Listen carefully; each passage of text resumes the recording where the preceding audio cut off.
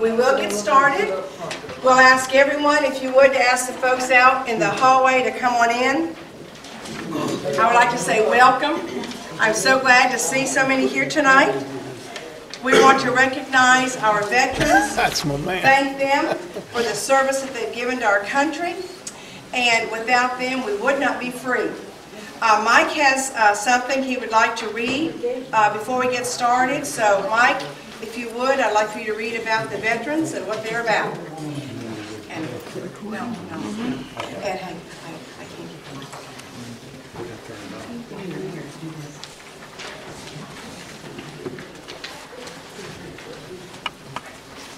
This is Mike Bostic, and he's going to read something that a friend sent to him about a veteran.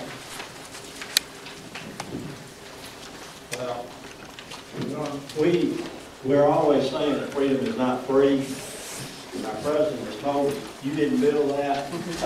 Well, I think this is something that every veteran has to deal with. And so, as soon as I read it, I said, this just has to be read tonight. So, I want to add to what Janice says. Thank you to every veteran here. I'll relate this to you. Last year, when we were in Washington, D.C., Alan West was there, and I said, if I don't meet anybody else, I have got to meet Alan West. And since I went, yes, he is. And all my time was in the National Guard. And so I went up to him and I told him, I said, Tom, I said, I don't want to shake your hand. I want to salute you if that's all right. He said, did you serve? I said, yes, sir. But I said, all mine was in the Guard. And he said, it doesn't matter. And yeah, it does matter. There's a difference between being able to stay stateside and all that. All I had to do was worry about getting called up and activated. And there's a difference between actually being in combat and being stateside all the time. But I want to tell you, he was just as nice and gracious as he could be. We went to his office and his staff. They were probably the friendliest people that we met when we were up there that day. And so, if you ever have an opportunity to meet Colonel West, I guarantee you'll enjoy it. But anyway, Philip Herron, who is one of the organizers of the Batesville Tea Party, emailed this to me actually yesterday, but I didn't open it up until today. And it says, it is the veteran, not the preacher, who has given us freedom of religion. It is the veteran, not the reporter, who has given us freedom of the press. It is the veteran, not the poet, who has given us freedom of speech. It is the veteran, not the campus organizer, who has given us freedom to assemble. It is the veteran, not the lawyer, who has given us the right to a fair trial. It is the veteran, not the politician, who has given us the right to vote. It is the veteran who salutes the flag. It is the veteran who serves under the flag. Eternal rest grant them, O Lord, and let perpetual light shine upon them. It is the veteran and those that follow in their footsteps that America can count on to preserve these rights for future generations. And like I say, that's from Philip Herron up in Batesville. Thank you, Mike.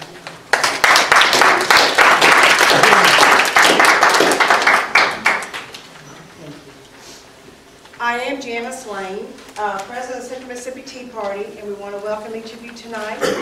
We're going to open with prayer, and once we have prayer, then we will have the presentation of the colors, the Pledge of Allegiance, and the National Anthem. So I would like to call upon my husband, David Lane, if he would lead us in prayer.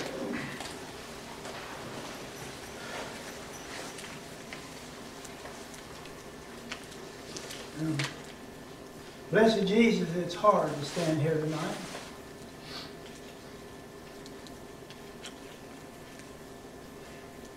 Because so many in our nation have forsaken. They don't love you anymore, Lord. It's obvious what's happened. And we want to salute you, Lord, if I can put it that way. and say, Thou art the King of kings, and Thou art the Lord of lords. And the scripture says, one day every knee shall bow, and every tongue shall confess that Jesus Christ is Lord, the Son of the living God. I thank you for the Tea Party, Lord, and I stand. And I pray that you would bless our veterans tonight, Lord. Yes. I pray somehow across this nation, in some form or some fashion, you might help the people that are so antagonistic against the Constitution, against our military, against our leaders in the military, Lord, to see the sacrifices they really make. Yes. I pray for those young men and women, Lord, across our nation and around the world that face death, Lord, to defend the Constitution. Yes. And Jesus, we understand they're not defending the president, they're defending the Constitution, an ideal, and an ideology that says all men are created equal Yes, thank you. and are endowed by God. They're created with equal rights. We love and worship you and praise you tonight, Lord. Help us in Jesus' name. Amen. Amen. With that, I would like to ask you to stand for the presentation of the colors.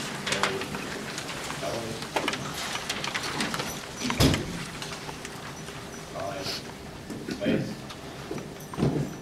forward, march.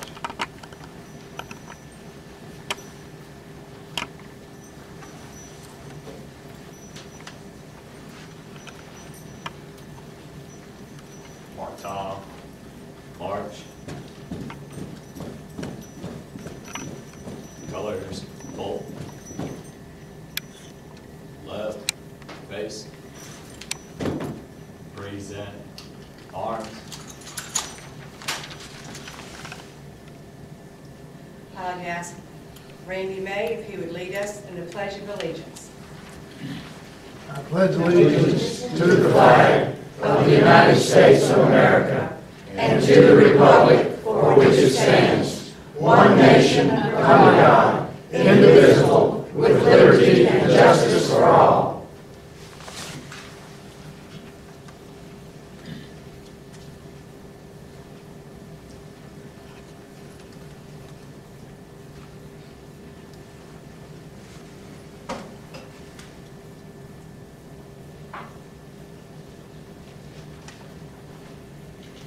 Bill Marcy will now sing the Star Spangled Banner. Mike Bostic, I need your help. No.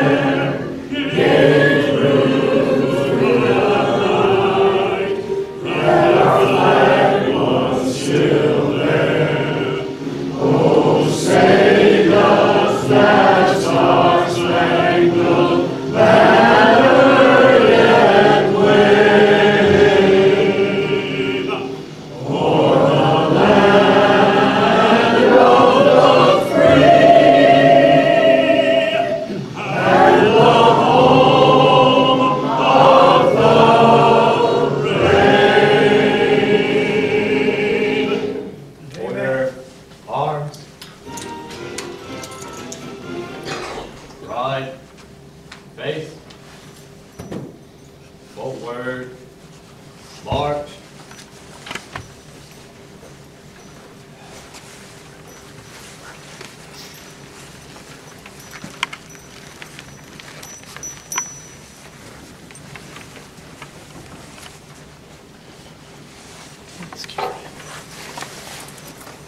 Let's give the Northwest Rankin ROTC a round of applause.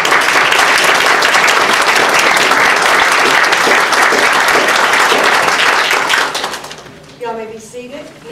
What we're going to do tonight is we're going to recognize each branch of the military, and as your song is played, please stand and be recognized.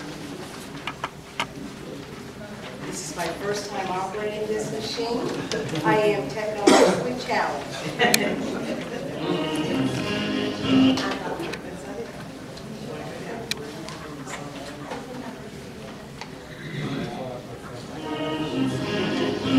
a minute, I'm gonna get it right here.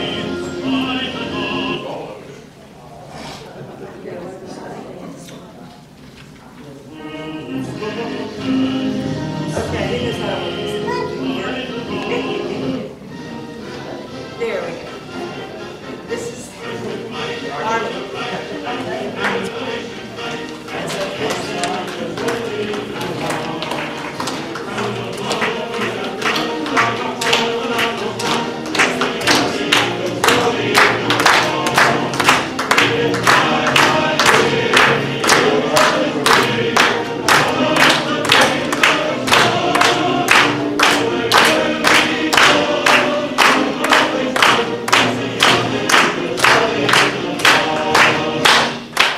Amen.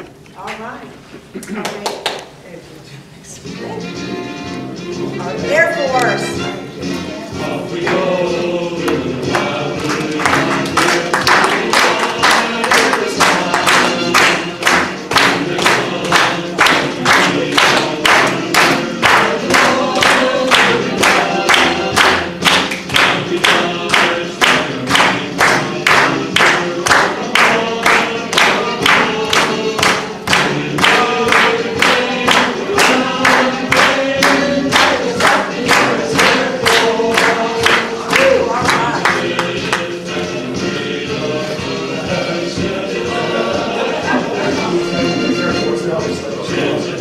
That's because my dad was Air Force.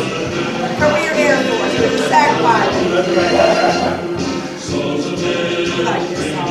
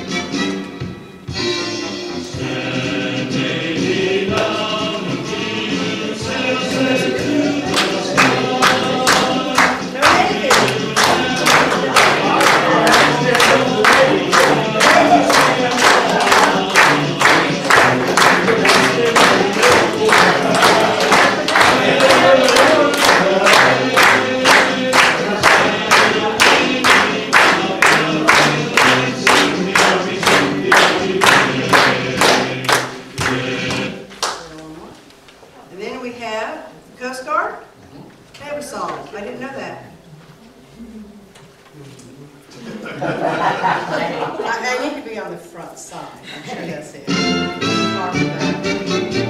Coast Guard.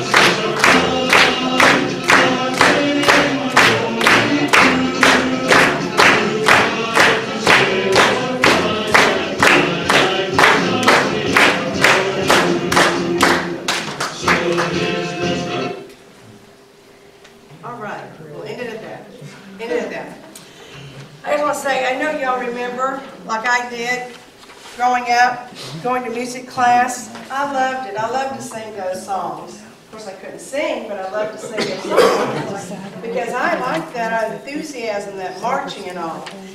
And we are very proud and thankful of all of our veterans here tonight. We have a speaker from each of the last conflicts of any of us still alive for. Our oldest member here tonight is our speaker from World War II. Then we have a Korean veteran.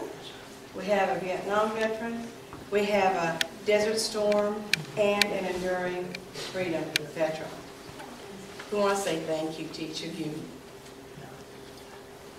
The Tea Party is all about bringing our country back to our original roots. Oh, maybe I should use this. All back to our original roots. I'll just talk louder. Well, that will help. Yes. Oh, hello there. The Tea Party is all about bringing our country back to our original roots. And without the history of the military in our country, we would have no roots. So we are thankful to each of you. I understand this year Jackson had a Veterans Day Parade, the first ever. And we've already been talking about it. We're going to have a float in the next year's parade. Mike Bostic, the chairman of our events committee, is going to call early, get our name in. And all the veterans that want to be a part of the Central Mississippi Tea Party float in the parade, you all got a place on the float. The rest of us will walk. You all got a place on the float. So we do all recognize you, and I want to turn it over now to Mr. Charles Hull. And I'm going to ask his niece, Sandra Inman, to come and introduce him. And then we will hear from Mr. Hull.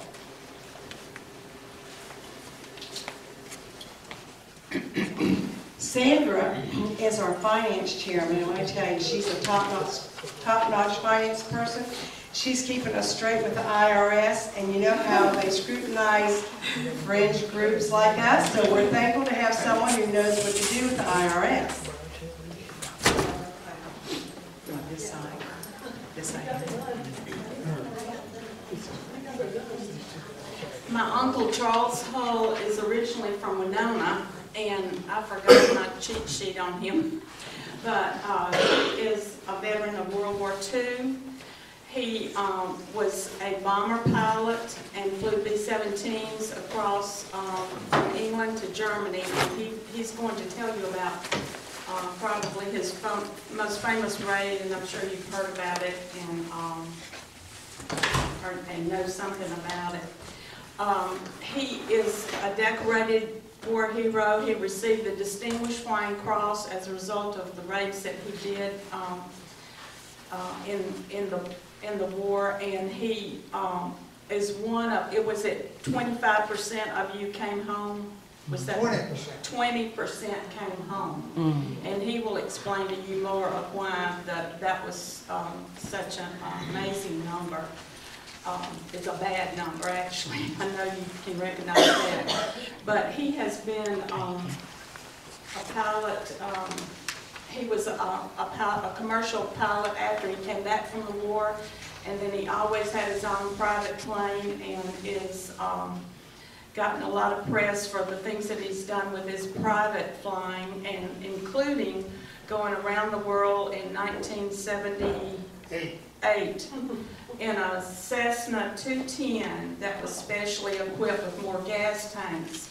And he used that trip that he planned back before they had GPS and all computers and everything. There's that round the world plane. And he used that trip to bring special supplies to Baptist missionaries around the world.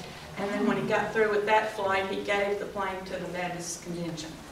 But that's one thing he did. He has gotten lots of press down through the years. He's made tons of programs and presentations on his travels, and especially his travels in World War II.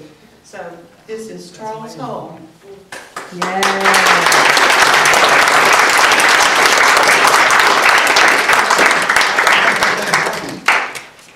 think this is Here's where I flew in combat, a B-17. In the first part of the war, I got over a year before D-Day and left in December of 43 and came back to the United States. B-17. Okay, we're talking about veterans today. When did it all start? 1775, remember? In Massachusetts. A bunch of patriots up in Massachusetts, disguised as Indians, got on a merchant ship at Boston Harbor and had some kind of a caper, what they call it? Boston Tea Party. You remember why they did that? Taxation. They protested the Stamp Act. That's right. 1 cent tax. Well, I think that's our first veterans there, Boston Tea Party. Then we had other veterans like Paul Revere. And I recall a couple of good quotations from that era. One was, "Give me liberty or give me death." Another one, "I regret that I have but one life to give to my country." Remember what General Sherman said about the war and the Civil War? "War is hell." Real short quotation, General Sherman. In 1940, at the end of the Battle of Britain, when the British 8th Royal Air Force kept the Germans from invading the British Isles, Churchill made a speech to commend all those folks that were lost in that effort and those that survived. And he said that never in the annals of human conflict have so much been owed by so many to so few. The RAF. Still true.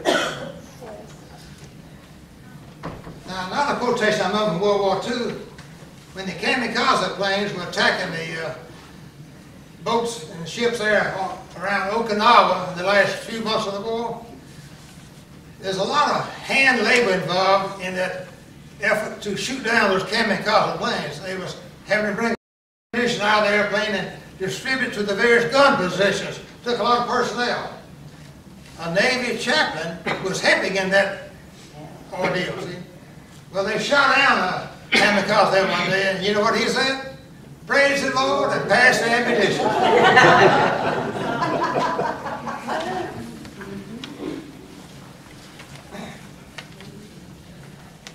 Okay, Boston Tea Party, and Paul Revere.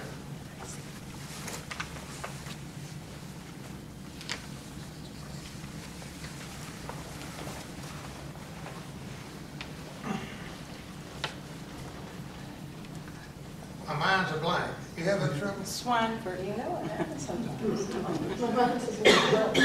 Incidentally there, some more photographs here y'all can look at later if you wish. Here's a picture of my crew. I'm the one on this side, the one with the 29-inch waist. Look at them after the sheriff if you wish.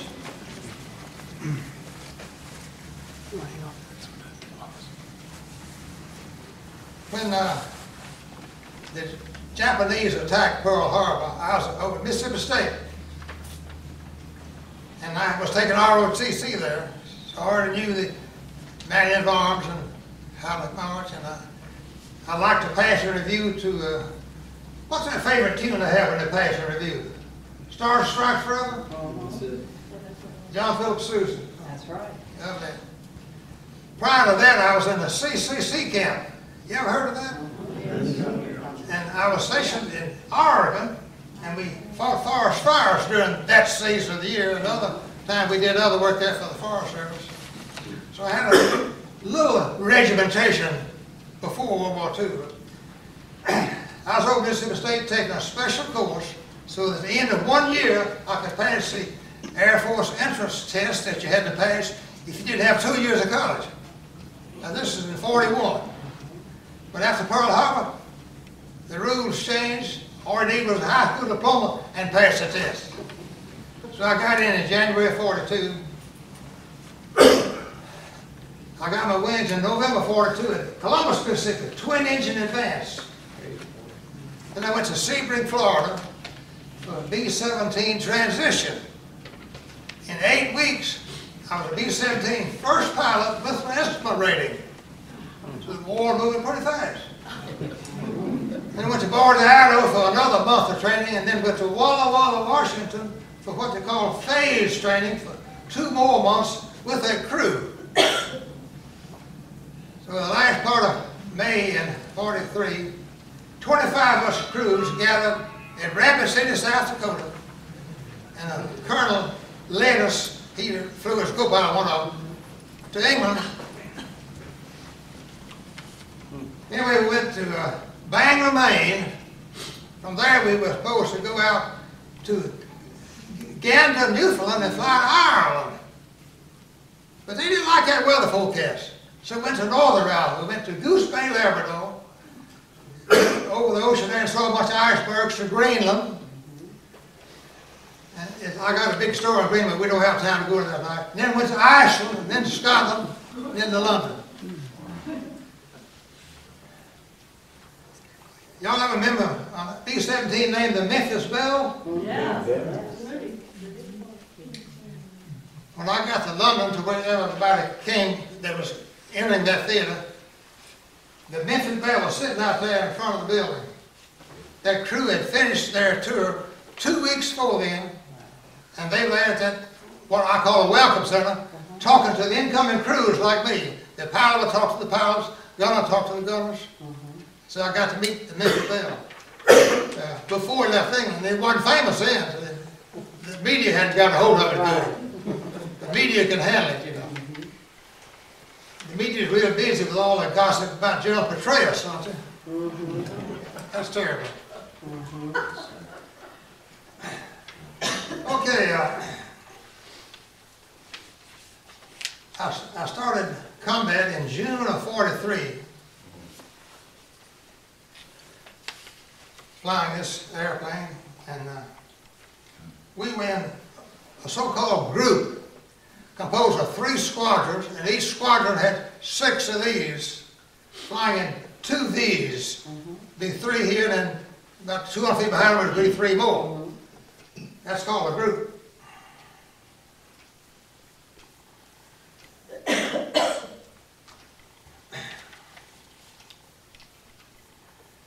On my 3rd raid, we was on a raid to Kiel in northern Germany. You know where Kiel is? Just beyond the Danish Peninsula. Immediately beyond the Danish Peninsula. Big shipbuilding center. At that time they were building submarines. And submarines was a big problem back in 1943. We were short of some equipment over there, but always had plenty to eat, but it wasn't very tasty. Like Spam, powdered eggs, milk reconstituted from powdered milk. Beer was rationed. Candy was rationed. I don't know about cigarettes. I reckon they wasn't good. I don't remember anything about that. I never did smoke. Electric heated flying suits were not available then. We finally got them about a month before I got through with my tour of duty. I got a story on that. There's a place down here to the left of the pilot's ankle where you could plug it in and adjust it. They call it, I forget what they call the thing. It's sort of like a reel set. Didn't call it that though. On the first day I had this heated flying suit, about a month before I got through with my tour, we always took off and climbed up, getting in larger and larger formations. And finally, we'd get organized and head out over the channel about 22,000, it'd be at 27,000 when I got to enemy coast. Okay, electric flying suits. In this circling and climbing, when the sun was shining in the cockpit, we'd be warm. But in the shady part, we'd get cold. So I reached down and just that rheostat. So in the next cold spot there, I adjusted some more. Finally, I realized I wasn't getting any heat from it. I looked down, it wasn't even plugged in.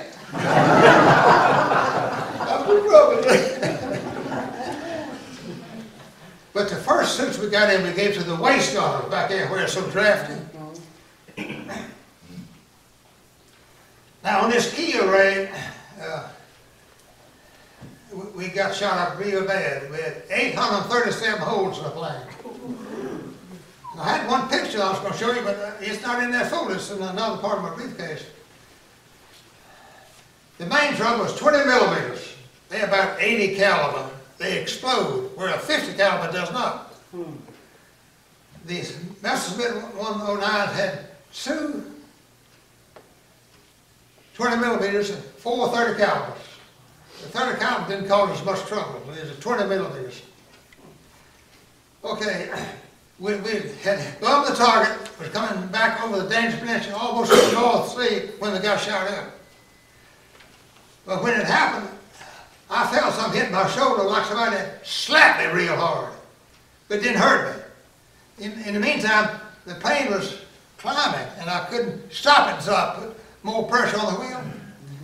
The control tab, the control cable to the elevator trim tab had been severed, and the plane had been modified so much that it was tail-heavy, so it wanted to climb. See?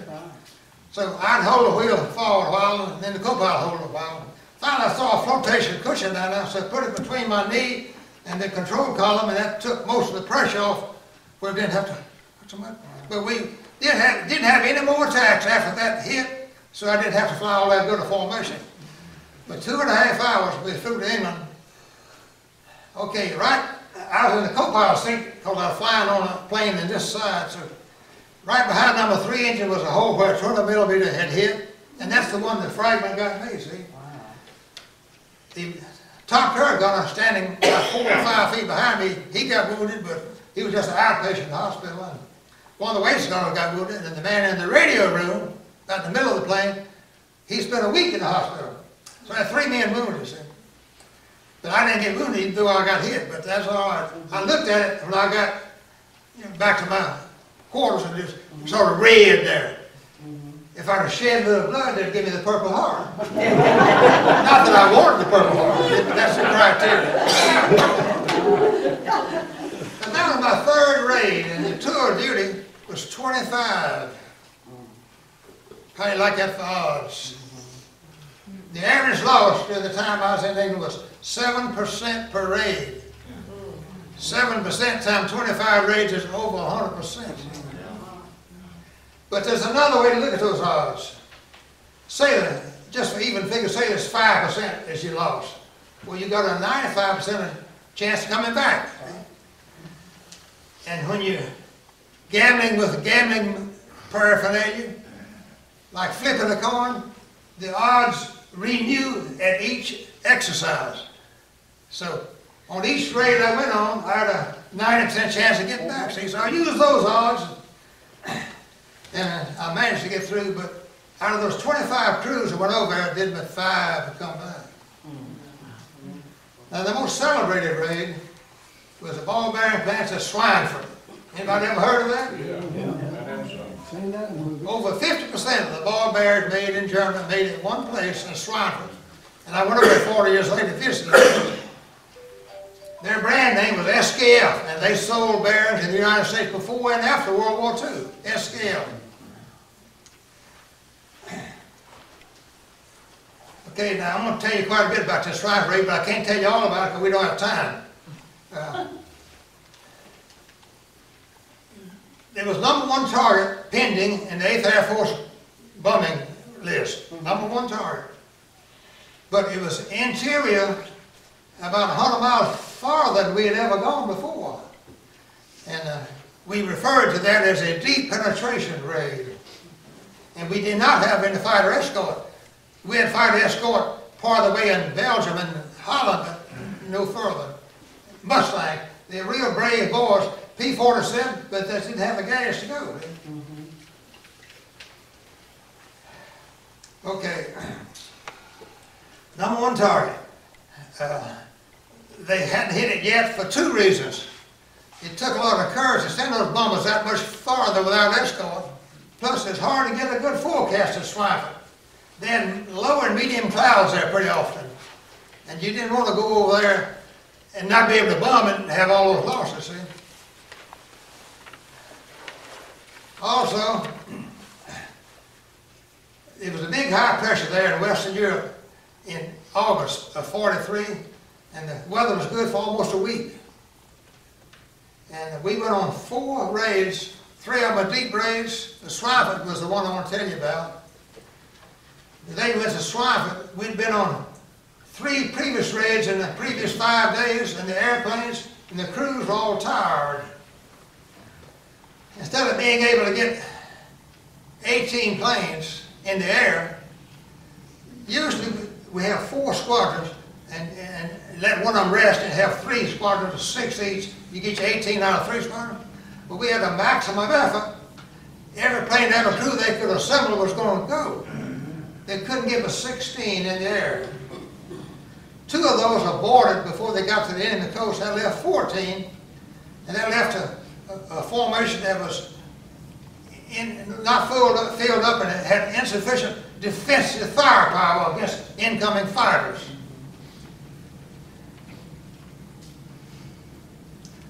Okay. Now we get to the geography here.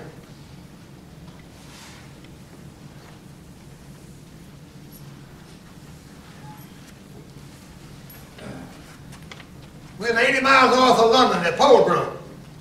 Most of the planes were based there in the Midlands. However, there was a bunch down here in southeast England flying some new B-17F models that had more gas tanks.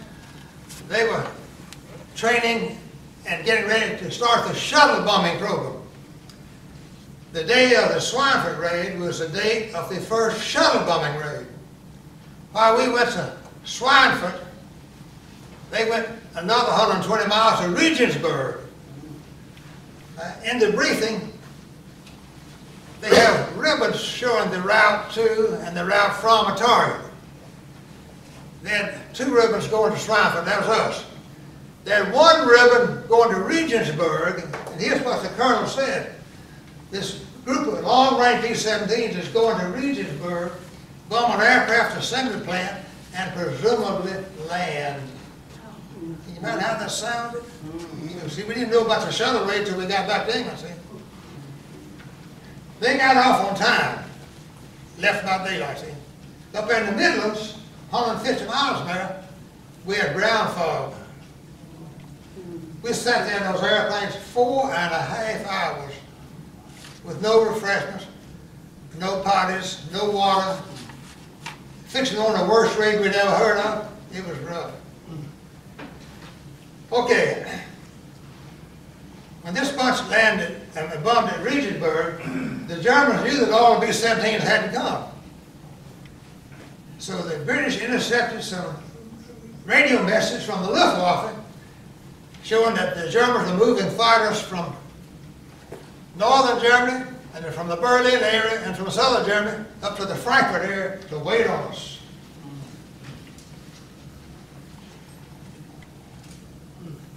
When we got to the Frankfurt area, 185 B-17s were met by 300 fighters. Like a swarm of bees. Initially, we were in a high group, and about a quarter mile down here was the lead group, a little below us and ahead of us. The lead group was attacked first by multiple head-on attacks. Some of them was 2 and 4 and sometimes 6 together in a formation, make a head-on attack. And we weren't even under attack there for 3 or 4 minutes, but we saw that slaughter going on. That lead group lost all but 2. The German fighters were usually make a head-on attack first, and then come back and make attacks everywhere. They didn't want to lose the time if you were to get in position for another head-on attack. Okay. Coming out of the briefing that day, after we knew we was going to have a lot of trouble, see, I told one of the sergeants, go get some more ammunition. He said, Sergeant so-and-so is already gone. I said, you go and get some more. Okay. That day, we fired fired 9,000 rounds of fixed caliber ammunition. Shot down 3 fighters and damaged some more. But we were real fortunate. We didn't get any direct hits. We had a team meeting just before we got through with our tour, 2 or 3 months later, telling everybody goodbye the day before our last raid. The gunners had a consensus there that on that Schweinfurt raid, we had as many attacks on our plane as heck on the other 24 combined. When I was leading a charmed life,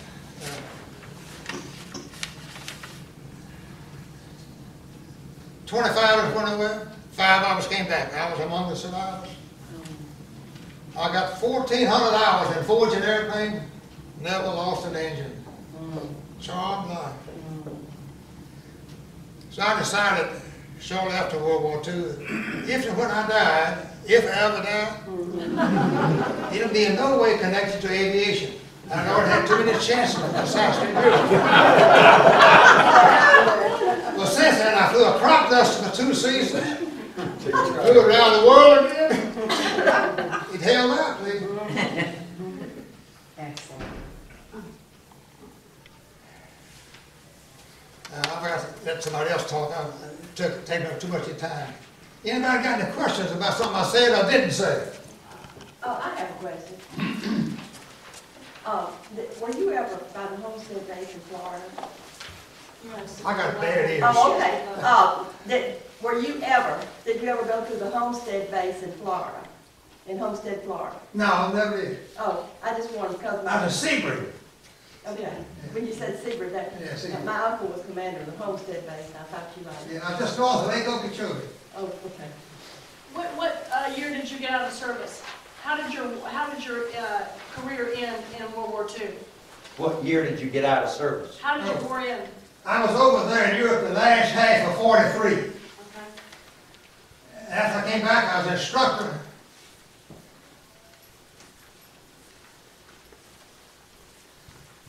Right after I came back, I was an instructor of B-17s for about 5 months, but I'd already made the application for the B-29 program. And in July of 44, they let me get in the B-29 program. I was sent to Alamogordo, New Mexico, out in the desert. I got to tell you this story about Alamogordo. Hot temperature, already a good south breeze, 95 to 105 degrees temperature. We had a neighbor that had a young baby, had one of these Ringo washers on the back porch. You put 24 diapers through this Ringo washer. And go out there, put them on the line. When you got through, you didn't have to come back in the house. You'd go back to the other end line and take them up, they'd be dry. 5 or 8% humidity, and a good breeze, and 95 degrees or more. Diaper didn't have a chance. You can take a piece of light being hold out in the air, and in 10 seconds, like a piece of toast. How old in Air Force Base? Any more questions? How long you been lying like that? I don't think you heard your Red. I'm saying thank you so much for your service.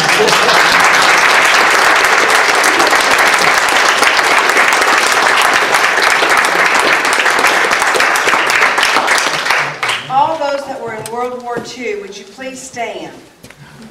Any World War II veterans?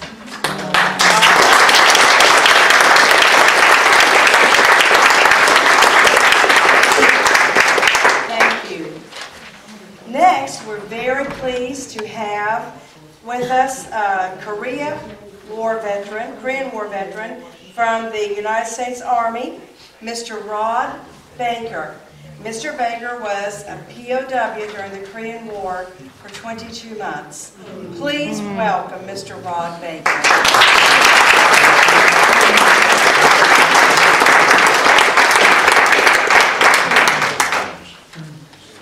I haven't flown around the world more than 5 times. There's another map on the other side of that. You might want to use it. No, I'm sure everybody knows where Korea is. This idiot didn't.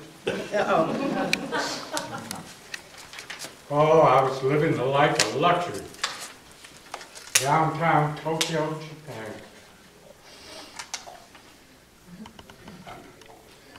Yeah, I had one of them fancy little patches. It said GHQ. I know some of you don't understand that. General Headquarters, Far East Command.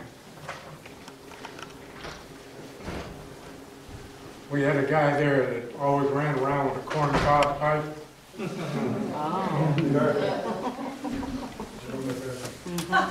My boss. We got there and, oh heck, I got there in late '48. And then they started a ruckus over someplace called Korea. Heck, I knew the 7th Division was over there. But, you know, and they were coming out, and all that was going to be left was a Korean advisory group. I said, what the heck is an advisory group? How do you advise people how to fight? You either know how or you don't know how. You know, you shoot at them, they shoot at you. Somebody's going to get hurt.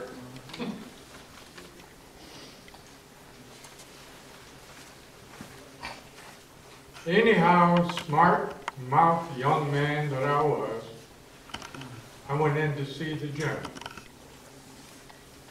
Me and 2 other gentlemen, Reardon and Evans. We said, sir, we're sitting here in Tokyo and then nothing happened. Can we go to Korea?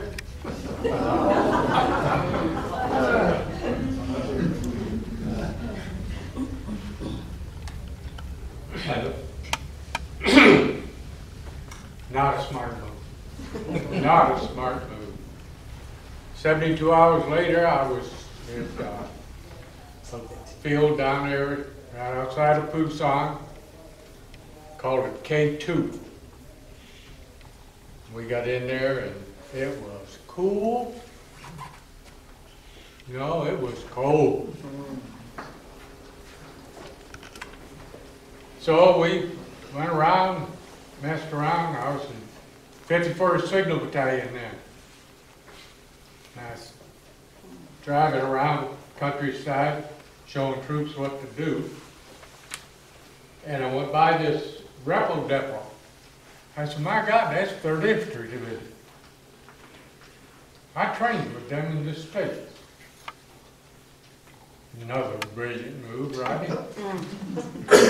I went in and told personnel officer, I said, yeah, I was up at Fort Devens, Mass with y'all. He said, yeah, you want to come back?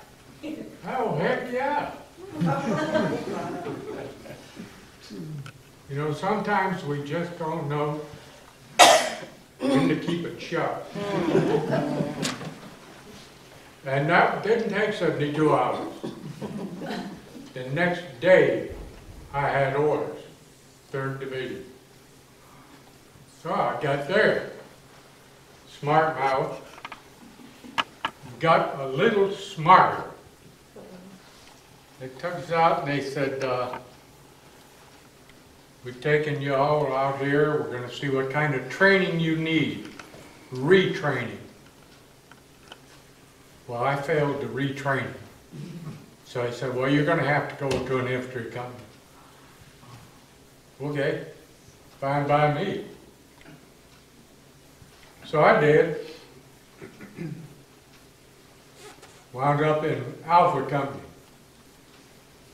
15th Infantry Division, 3rd Infantry, 15th Infantry Regiment, 3rd Infantry Division. And I was proud of that unit because we were in China before the Marines were. That's why we had a dragon on our shoulders. And I didn't let my brother forget that. He was a Marine, but I forgave him. But talking about my brother, he told me before I went in, because I was going to be a Marine. My brother's a Marine, I'll be a Marine. And he told me, young man, You join the Corps, and I'll kick your body all the way down Main Street and back. You don't go in the Corps, because if you do, they'll kill you. They'll work you, they'll get you to Parris Island, and you'll come out of there. If you survive, you'll come out of there whipped, beat down. You'll probably want to quit. Well, after I got out of PW camp,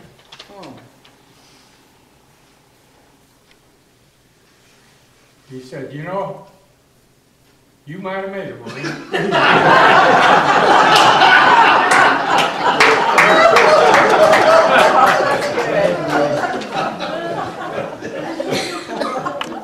My brother did have one good thing to say to me, though. I got home. I don't know how many you are old enough to remember, but at the end of the Korean War, when they signed the peace treaty, and that's the thing, two different things. They signed the armistice to stop fighting, not a peace treaty, because technically we're still at war in Korea. We are. Right? And technically it was not a war. It was a police action. Man, they were some tough cops. But I got back, got talking to my brother, and they watched TV every night because they would scroll all the names of all the prisoners coming back. My name never appeared. So when I finally got to see him, he told me, he said, you little sucker. He said, I want to tell you one thing. One time in your life you did something really good for me. I said, what's that, Bob? He said, they had me on the dock down in Southern California, getting ready to go up that darn netting and go to Korea. He said, the regimental commander come down there, called me off the dock, put me in his Jeep, drove me to regimental headquarters.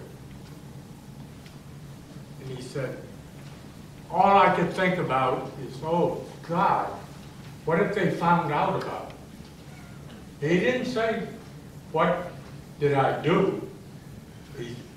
What did they find out about it that I'd done? Big difference. I kind of wondered, how many bad things did you do, Bob?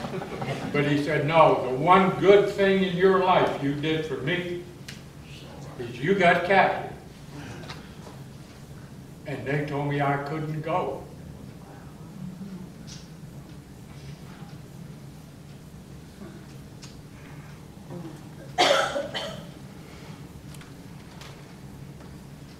Terrible thing to say, but when the Sullivan boys died on that destroyer in the Second World War, the United States government passed the Sullivan Act. Remember the movie? Finding Private Ryan? That's what it was all about. Well, I kept my brother out of war. So sometimes we do good things in life we don't even realize. There's a whole bunch of stories I could tell you. War is war. And, hello? Hello. No, but the story is, you know, you've been there. Ladies, I understand, you know, there is a difference between us. We've been there, we've seen it. And your men, you probably have wondered, but you've never asked. And they've never told you the war is hell.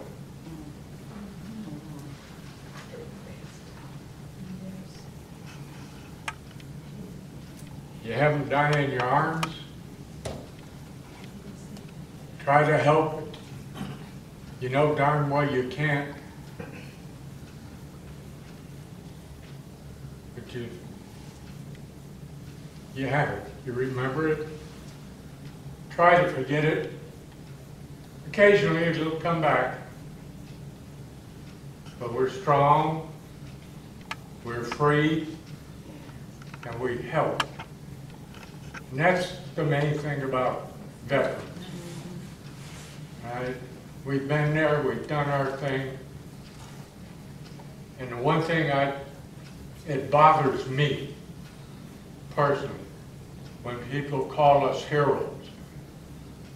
We had a job to do, we went, we did our job, we came home.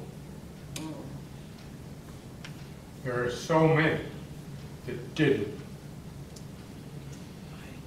See, I carry this little book around with me about the Korean War, the prisoners of war, what it was like. And if you ever come through the Trail of Honor, it'll be open to that. I know you can't see it, but I'll tell you what it is. It's a ravine with American bodies down there with their hands tied behind their back. It's a hospital tent with wounded Americans on stretchers, their hands tied behind their back. But they say that we're uncivilized, that we're brutal. They don't know what brutal is. War is hell, but we got to make it just as bad as we can for the other guy. Because I'm going to say something right now probably going to upset people. I think one of the worst things that has ever happened to America, modern America, in the Second World War, that our country, being a God-fearing country, was never hurt, really hurt, where the citizens of the mainland could see what war is about. You didn't see, well, people up in New England think they're seeing it right now with a hurricane. How many hurricanes did they get? Right? But once you see that devastation and realize what war is all about, your attitude will change.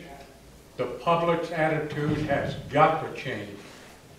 We can't allow them to do what they want, and we try to fight with your hands tied. You can't do it. That's right. You know? Somebody knocks you down, the only thing you can do is knock them down, and my theory has always been, if I ever get you down, I'm not letting you up. You're going to stay down. Call it dirty fighting, call it whatever you want. You fight to win. That's right. You don't fight to negotiate. That's right. That's right. We're still negotiating in Korea. Yes. There's no substitute for victory. Absolutely.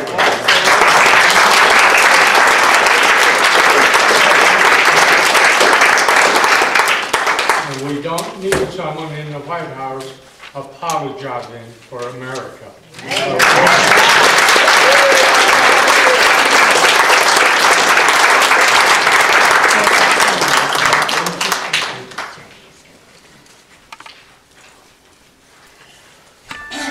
I know we all have loved ones that have been in the military, and I remember the Korean War. We lived in Roswell, New Mexico, And we had to go through. Not a Hangar 55, please. No, that was in 47. This is the Korean War, and we had to do air raid drills. And we had to evacuate the whole base in case something happened and they came on over the Pacific, and we would have been one of the first areas hit along the west coast there. So I remember the Korean War. It played a very big role in my life as a child in Roswell, New Mexico. Thank you very much, Mr. Baker. We appreciate it. Thank you again, Mr. Hall. We greatly appreciate it. Our next speaker is our very own Randy May. Randy is a Vietnam veteran, and we want to hear what Randy has to say. Thank you, Randy, for sharing.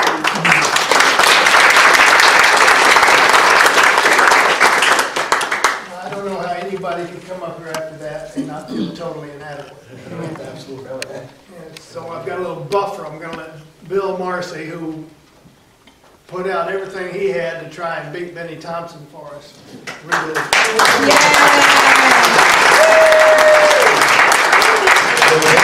These gentlemen made far surpasses anything that I could ever think. Randy gave me I can't believe he gave me a poem to read. It's not much of a one, but I can't read it without crying. I read it a couple of times too, but I was kind of sucking them back up there. It's entitled, "Is It Okay to Cry Now?" It was written by Frank Church, G. Troop, 211-69 and 70. It starts, "I left my family and friends in tears. I had to be strong. I saw children and women in rags. I had to hide my compassion. I saw the wounded and the maimed. I could show no emotion. I felt my buddy's last breath leave his body. I had to hold mine. I saw my enemy dead and wounded. I could only stare. I felt the blood run from my body. I could only curse. I came home in indifference. I could only wonder why. I say the Pledge of Allegiance, my heartbeat quickens. I see a flag at half-mast, I get a knot in my stomach. I say welcome home to vets, I get a lump in my throat. I hear taps, my knees get weak. I touch a name on the wall, and my eyes fill with tears. Years of emotion fills my soul. It's getting harder to hold back. Years of pain fill my heart. I can hardly take it anymore. A fellow vet reaches out to me. The pain subsides. The emotion builds. Is it okay to cry now?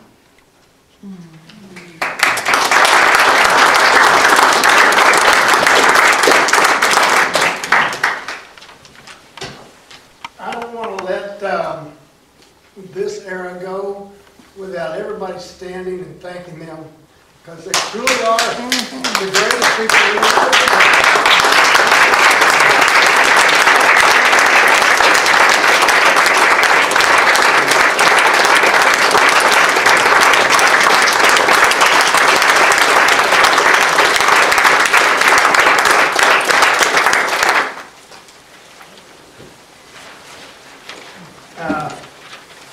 I'll do this, I'll muddle through this. Charles had a couple of quotes, so I was thinking, well, what are a couple of quotes I've got from Vietnam? One of them, and all you guys, how many guys in here were in Nam? Yeah, it ain't nothing but a thing. And then, of course, the other one is a little more macabre than that. It's better him than me. And that's how you get through. You put him in a body bag and you go out the next day and hope it's not you again. Things about the Vietnam War in itself. First off, he stole some of my thunder, because the first thing I was going to do is say, how many of you guys consider yourselves to be heroes? And that's the, you know, and how many consider yourselves to be heroes then, and certainly not now. So I've never understood that, and I always feel guilty when they do that. So,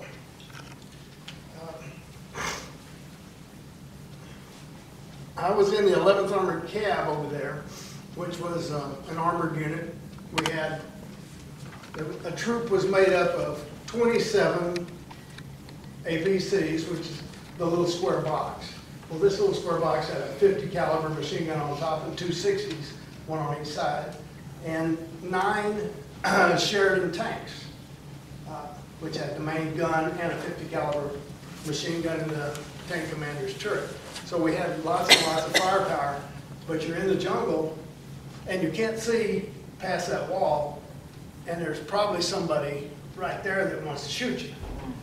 But because you had all this, you know, unless you actually ran into them, we didn't have that much contact, although we ran into them all the time because we had wheels and someone would say where we were, and some fool who thought looked like you would say, let's go over there and get them.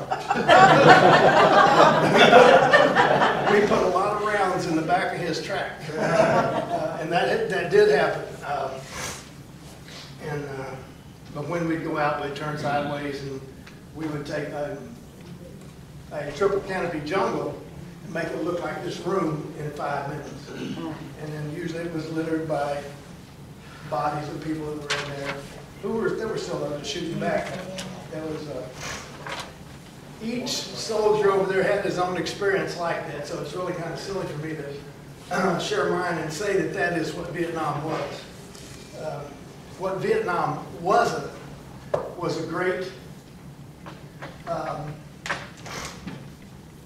38th parallel, any kind of saving humanity thing. There was no reason for being there. Of course, like Rod, I'm sitting there thinking, well, my country's in Vietnam, we need to go there. Unfortunately, my dad had died when I was 11, so he wasn't there to say, don't be stupid. So, of course, I volunteered because my only other reference was John Wayne, and hell, John Wayne never got hurt. So, went over there, and once you get there, you go, you know, we're the bad guys, and that hurts. The people over there were abused by both sides. Some of the interesting things would be a look that most people don't get. I had friends that were Navy SEALs that were dropped in 3-man teams behind the lines in Laos and Cambodia. Their mission was to rape, pillage, kill our guys, kill their guys, mutilate them, make it as grotesque as possible, because we had to sway public opinion in the United States to keep getting funding for this war. So people had to think, so we don't know who's wagging the dog and who's not around here. You do know what the guy next to you is doing. You know, he's trying to hang on as much as you are. These are just, I take those things and I wondered my whole life, well, not yet, but pretty close to it. You know, what was I doing there? You know, what did I accomplish? And basically, I accomplished nothing. Okay, but what we did was we learned what the cost of freedom is. And people like these gentlemen illustrate what the cost of freedom is. The people on that wall in the Vietnam Wall illustrate what the cost of freedom is. And it's disgraceful and disgusting what our society has become and what it has done and what we've allowed it to do, and tarnished the valiant efforts of these soldiers. You know, this is a great day for remembering soldiers that fought for freedom. And I think this are the guys. When I remember, these are the guys I look up to. Rod Baker is always, I consider him a friend, and he's a, you know, he's a role model, and he is a hero.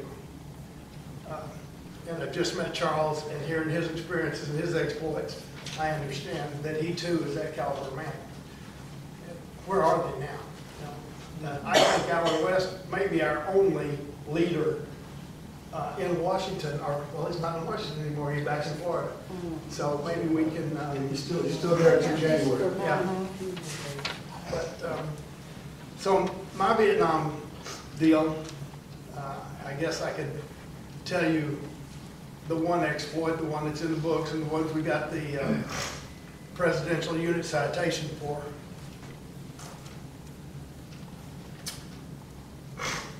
I probably can't.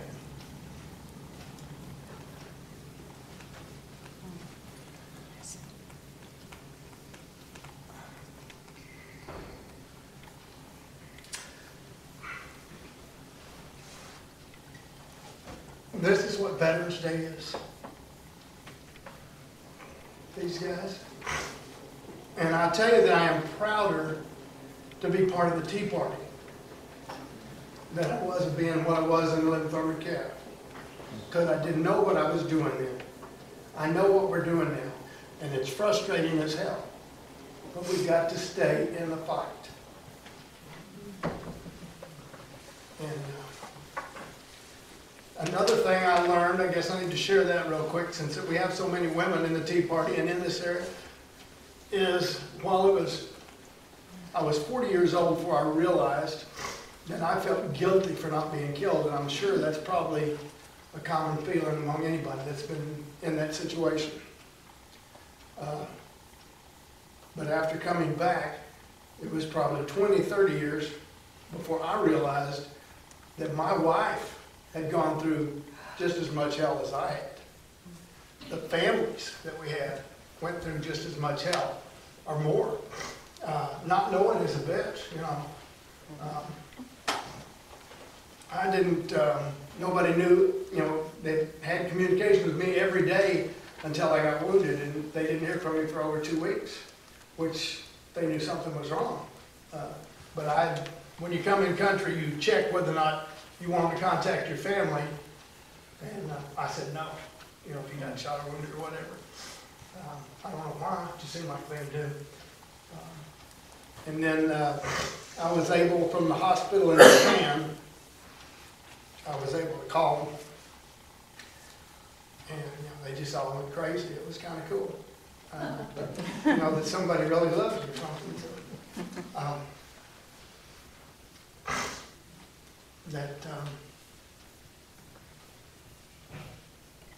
you know, these police actions, even like we're doing in Afghanistan now, I try to justify it, but you can't. You know, every time somebody dies, I say why? You know, because we're not accomplishing a thing. We are the enemy over there. Vietnam originated the IED. The BC would load it. It wasn't a voluntary IED. Well, they didn't have the suicide bomber. It was the "we're going to kill you" bomber. They would strap a kid with explosives or a woman with explosives and walk them out to a group of soldiers. That was people that got to go to cities. That's what they got for that, was they'd been able to take care of a kid or something. The kid would blow up. And as a result, people would come through towns and would completely abuse the people in those towns. Take William Calley. Those of you that remember Lieutenant Calley, I was at Fort Benning when they were having those trials. And I said, hey, you know, you can't blame that guy, because your mind gets skewed. You know, they say 55,000 men died in Vietnam. Well, I don't know how many went, but everyone that went did not come back. Nobody comes back. A 17-year-old kid goes over. I turned 21 in Vietnam. I was a man. But you cannot disseminate that kind of information. You cannot filter it, or, you know, you have to become numb to all that stuff to get through whatever it is. And I can't even imagine what you had to do, how far back inside yourself, and for you to still be as coherent, and you amaze me. Fortunately for me, I wasn't there very long. The unit I was in, you got killed or wounded, that was your choice. Nobody ever rotated out. And I picked wounded. I said, shoot me real delicately. So, and fortunately, they missed most vital things. And you know, 30, 60 days, I was back to normal. I got my first disability check when I was trying to play football at Auburn. So, of course, I probably could have made it on today's team, you know.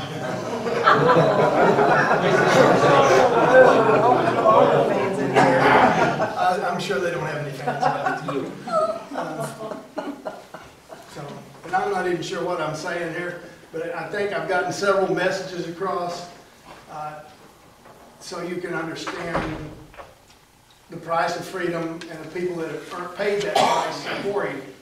And it's not the guys of us that are here to talk about it, it's the ones that are not here to talk about it.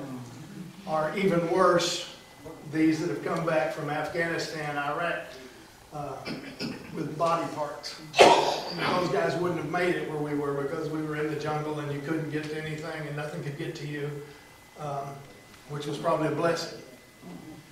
But, you know, when you've seen that and done that, and one thing that sticks in my mind is the night before the unit went into this bunker complex and to save a bunch of infantrymen that were pinned down and lost about half the unit. Our mortar track exploded. And, we had 2 mortar tracks that rode with the unit and put firepower out at night, mostly for lights so we could watch our perimeter and whatever. Well, one of them, they put charges on the bottom of their rounds and they dropped one in a tube and it exploded when it hit the bottom. And it blew the guy in half that was operating the mortar. And there was a little guy up in the nose of the track, and both these guys died instantly. And one of the other members of the team was over visiting at another track, and he went running over to help. And all these rounds are stacked up beside the APC, and one of them blew him in half. So we moved the whole unit to the other end of the clearing and watched that burn all night with our friends inside. And the next morning I was out, my track was doing perimeter, and we were guarding the perimeter set up. It's kind of like wagon trains, you circle the wagons. And I happened to be the guy that found the hand of the guy that was up in the nose of that vehicle. And there's not many times that I don't see that because I picked it up and we knew who it was because of his wedding ring. And that's the thing that everybody carries with them. But that's just part of war. And it doesn't make us any more special or anything else. And it's something that we need to deal with. And that's where the other veterans come in, because we can share that with other guys. And you can't share that with anybody else. And when these guys won't talk to you, it's because you can't possibly understand what they're saying. And they don't talk to each other because they were there. And they don't need to. But they can be there for each other. And you can be there as people do, and that means a lot to a lot of people. So, mainly, it's a Veterans Day thing. I don't know if it's supposed to be a happy thing, but it's a Tea Party thing, and that's my new Army. And we have one other mission that we're forming up, an Act for America chapter. Which is the Islam awareness thing. People need to understand that that is literally, we have 2 wars. We have the one with socialism taking over our country and whatever. Then you have Islam, who whether we're socialists, whether we're communists, whether we're pink, purple, or blue, Islam wants to take it all over. Okay? And it wants to eliminate your God. And if you don't want to believe in theirs, they're going to eliminate you. And this, we have been so infiltrated, especially because of the fact our president is a Muslim, that it's a very scary situation. What we can do there is we can gird ourselves. First, make yourself aware of what it is and how to be aware of it. Then your family, then your community. And we have people in here like Laura that are well versed in how to work through the state government, and we need to do what we can to insulate our state against Muslims, against Sharia law, against these things. And this is what you do for your veterans. This is how you show your gratitude, is by continuing to defend the freedom they died for. Amen.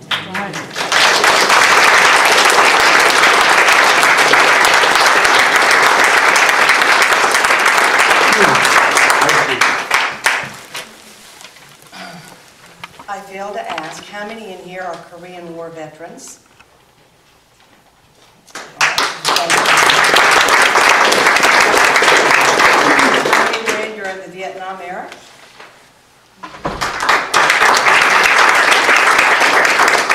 I know you Vietnam era veterans know now that those people who did not appreciate you during that era still don't appreciate you, and they're the ones running Washington, D.C. So here we are with those people. I remember the picketing and all that went on where I went to college, and my brother and my cousin were over there. Oh, it was all you could do, and I know some of you have gone through the same thing. So now we know why we're where we are today. I want to thank these three gentlemen for speaking. And next, we have another speaker for Desert Storm and Enduring Freedom. And when you have the mother and father of that person in the same room, someone has to sit down. So it will be me. My husband, David Lane, is going to introduce our next speaker.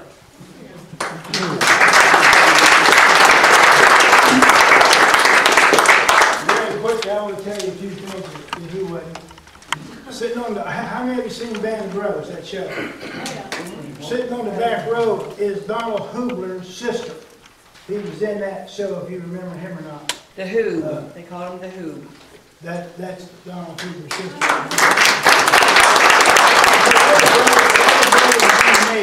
My wife's father was a command Air Force pilot. Well, he flew C-47 then from England, hauling gas to Patton, and never could find it. Because Patton on someplace it wasn't supposed to be. My dad served in World War II. I came home from work one night, and Uncle Sam sent me a letter. I didn't ask for it, but I got it. And her brother was in Vietnam back in the late 60s. We have a military family. And one evening, this young man comes home. He says, Pop says, I'm going to join the Marines. My head goes, oh no. I said, well, do this, son. I said, instead of going into regulars, go into reserves. And then if you like it, you can go finish college and go into regular. Well, we had a little disagreement on that. But anyway, he gave in to his pop. And Sergeant Rosina came over to the house one night. You know these recruiters, they will lie to you. I knew enough about the military to know the recruiter was lying to him. And so I said, I'm not recommending the boy go in the Marines or in nothing, because I know what you can do for him. He got so mad at me. I said, watch the phone ring at 10 o'clock in the morning. 9:30 phone rings. He tells David, he says, I got you the FDC. And that's how he entered the Marines. Sergeant Rosina comes to the house to get him one morning about 6 o'clock. I'm at the office behind the desk. About 11 o'clock, the phone rings. He said, Pop, he says, I'm in Atlanta. I think I made a big mistake.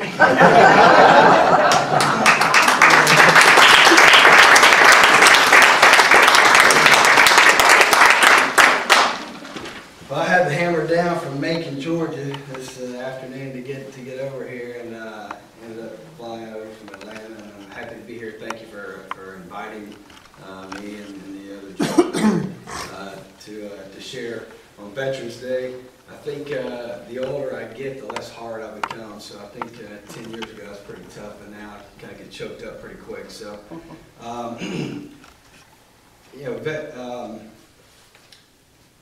I served in Desert Storm in '89 or 90, 91, and the first time I went through Kuwait, and I guess hindsight's 20/20, we should have gone to Iraq too and wrapped that one up, and but we didn't.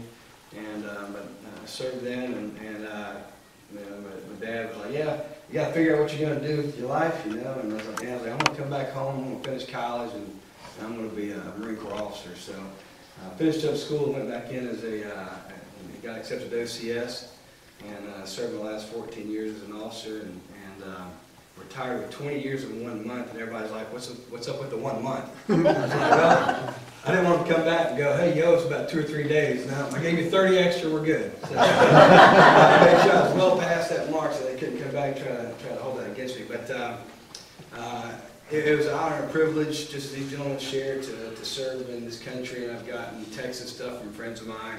And, hey, happy Veterans Day, appreciate the service. And it was an honor to do it. And and you know, obviously every minute of it, I think everybody can attest to that. But overall, what you know, for the country, for your unit, and what you're doing, you know, you're doing the right thing. I got a.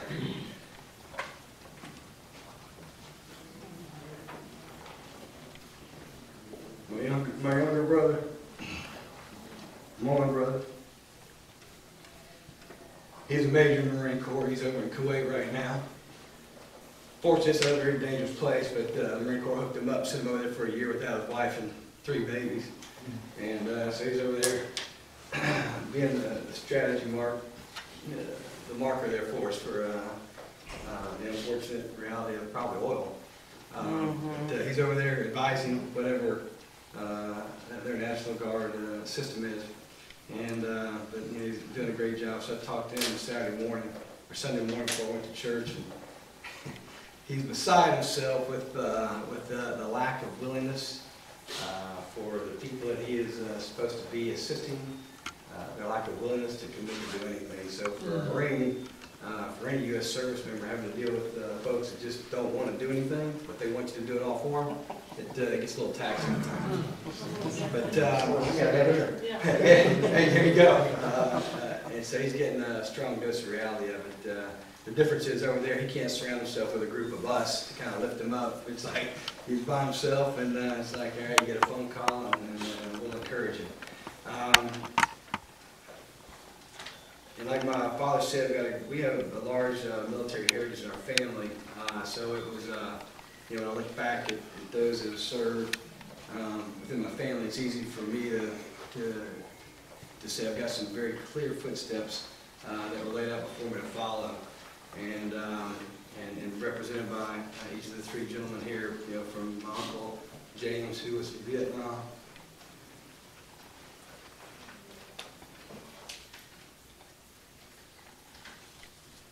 My grandfathers had served in the Air Force and the Army, and World War II, and then my Uncle Bo, who was a Korean War vet.